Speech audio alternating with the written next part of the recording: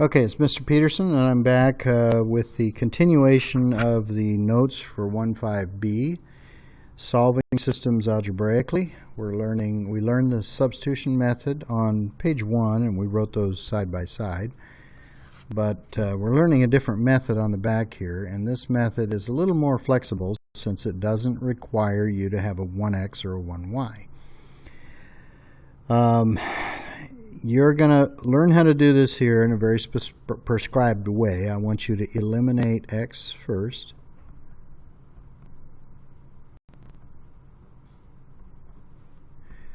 And solve for y. And there's more to it, but that'll get you started. So eliminate x and solve for y. All right, let me show you how this works here. Set them up above each other like this, and often they'll be printed on your homework that way.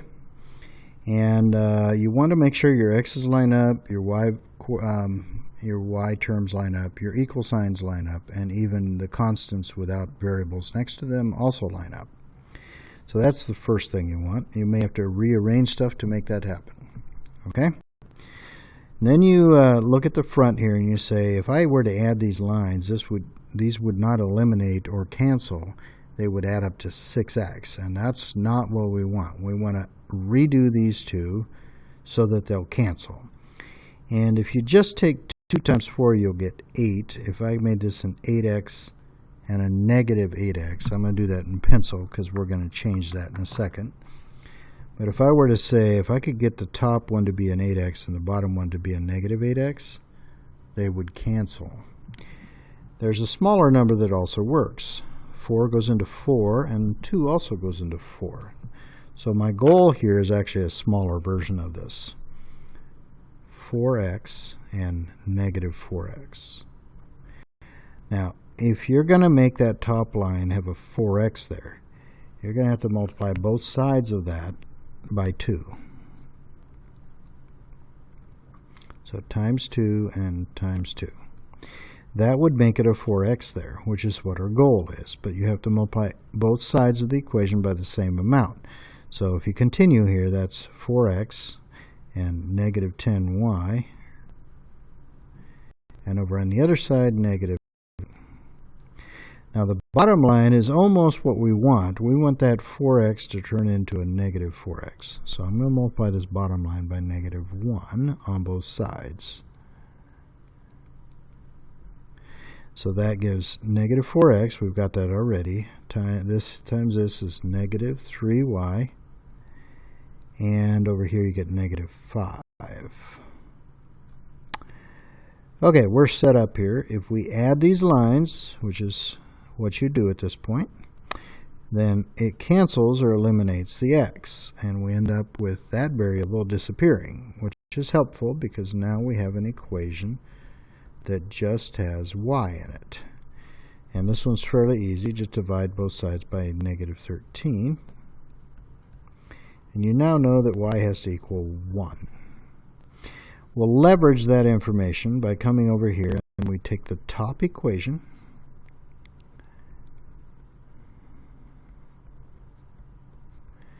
and you substitute 1 in for the y.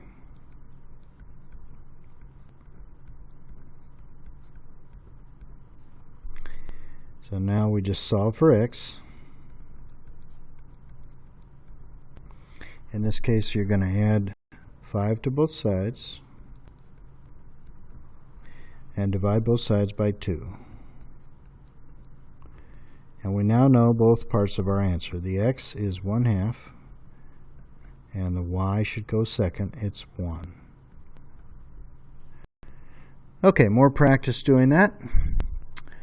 On this one we have a 5 and a 3, and you know by multiplying 5 times 3 you get 15. So if you're not sure of any other number, just multiply the front numbers together. But that happens to be the smallest number that 5 goes into, and that 3 also goes into. So we want to shoot for a 15x here, and its opposite right below it. And last time I said that we had to multiply a number. We're still going to do that, but I'm going to make it a little easier for you. This is not technically correct, but I'll let you just put parentheses around the whole thing, and then when you multiply the front one by 3, you'll understand that you're multiplying everything by 3. 3 times 14 goes down here. Okay, and then on the next line, we have to make the 3x turn into this negative 15x. So it's going to be negative 5 that we multiply by. And over here you get negative 30.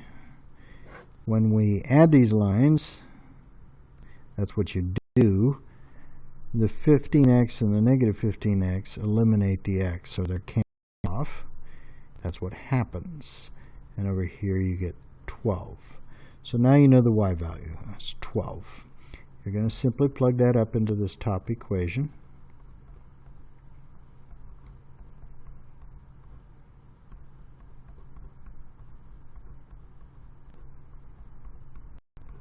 And solve. The next step on this one is adding 36 to both sides and dividing by 5. So now you know that the x is 10 and the y is 12. And you've got your answers for problems 6 and 7. Okay, more examples of this. This first one here, I look at the front and I say we're trying to eliminate the x first. If I can get that to be a 6x and this to be a negative 6x, they'll cancel.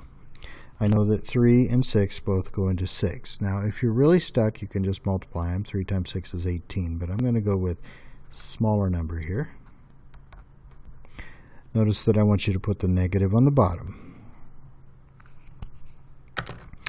Okay, the top line has to be multiplied by negative 2 to make that happen.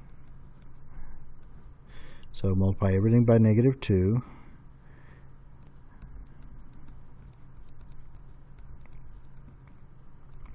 And the bottom line has to be multiplied by negative 1.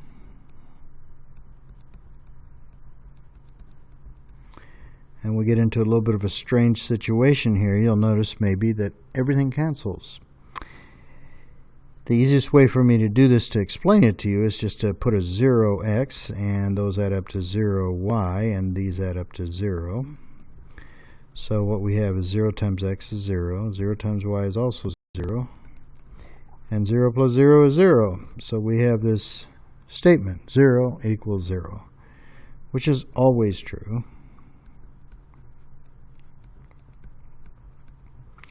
So this is the hallmark of those coinciding lines. And that's infinitely many solutions.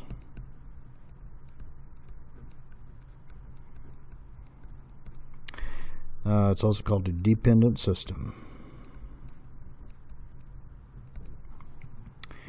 Okay, number 9. We're going to try to get the x to cancel or to be eliminated. And these both go into 6. So your goal here, always write down your goal, is to make that a 6x and to make the bottom one into a negative 6x. And to accomplish that, you multiply the top by negative 3 and the bottom by 2. So if you multiply negative 3 across the top, you get negative 12y and negative 18. Across the bottom, doubling everything gives 12y, and over here 16.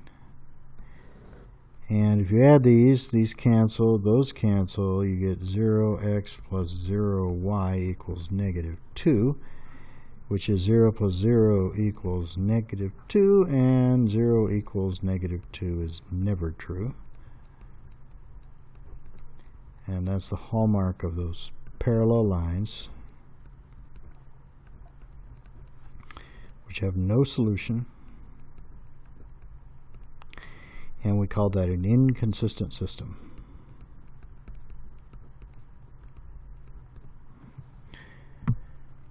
Okay, example 10 is the last one on this note set, and we're going to read the problem, look at the last sentence to find out what variables we have to set up, and then go back and solve the problem.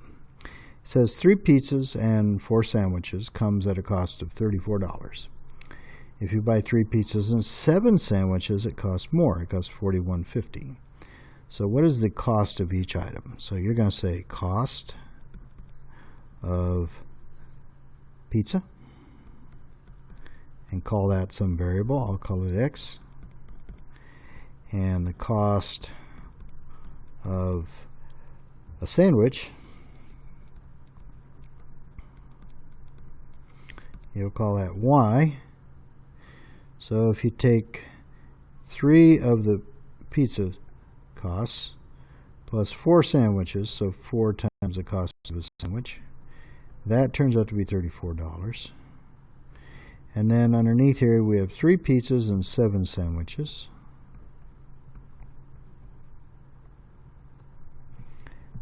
I need X for that one and X for this one. Okay, 3 of the pizza costs and 7 sandwiches is $41.50.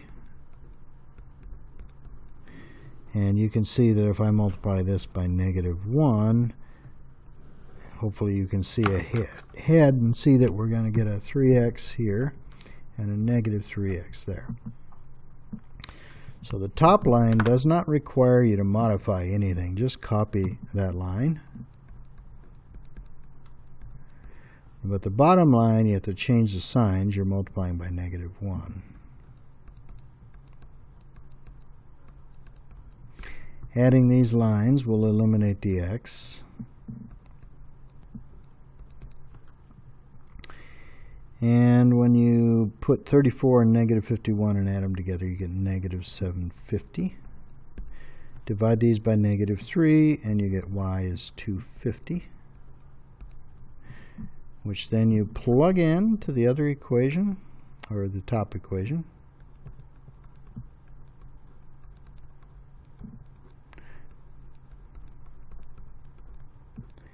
$2.50 times 4 will be the next calculation. So 3x plus 10 is what that comes out to. Subtract 10 off both sides. Divide by 3, and you got $8 for the cost of a pizza and $2.50 for the sandwich. And that does it for Notes 1.5b. Okay, sorry, I had to think about that one for a second. Hopefully that helps you, and it'll be a little bit better than just having static notes.